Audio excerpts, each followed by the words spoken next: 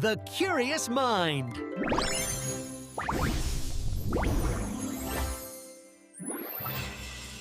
Have you ever stopped and wondered why we do the things we do? Why we feel certain emotions so strongly, like fear, or why we fall in love?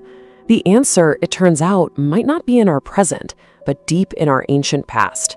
We're going to dive into what's called the evolutionary perspective. So, to kick things off, let's think about a really common question.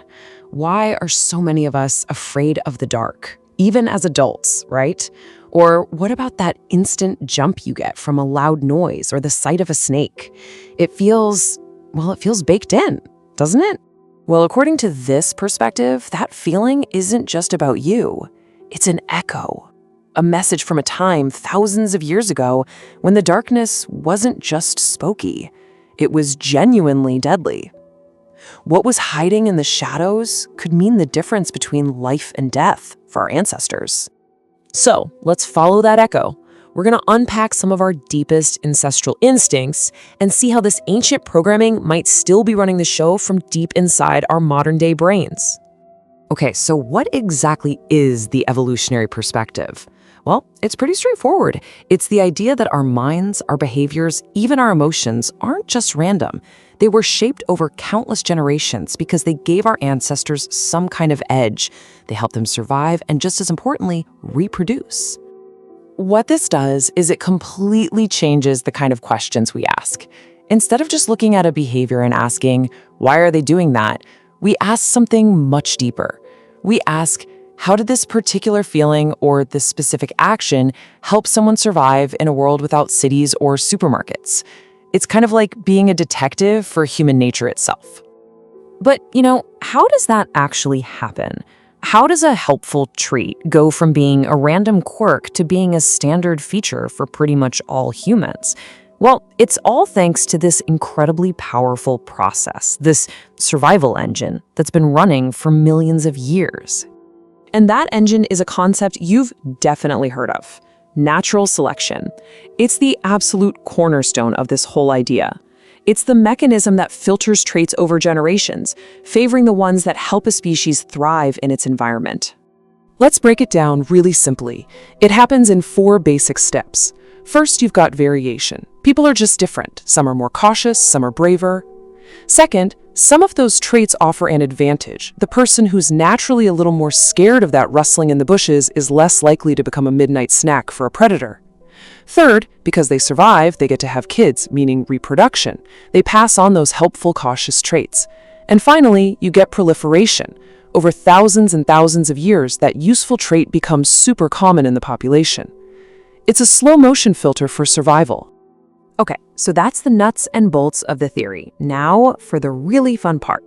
Let's actually apply this lens to things we all experience, why we're afraid of certain things, who we're attracted to, and why we build friendships. This is where it all starts to click. Let's circle back to that fear of the dark. From an evolutionary point of view, our most common instinctual fears make total sense. Fear of snakes, fear of loud noises, fear of heights. These weren't just random anxieties for our ancestors, they were a life-saving alarm system. The individuals who had these built-in alarms were the ones who survived to pass them on. So in a way, we inherited their fears.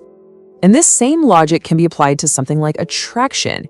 This perspective suggests that our romantic preferences aren't just a matter of taste, they're instincts that, long ago, guided us toward partners who could increase the odds of having and raising healthy children.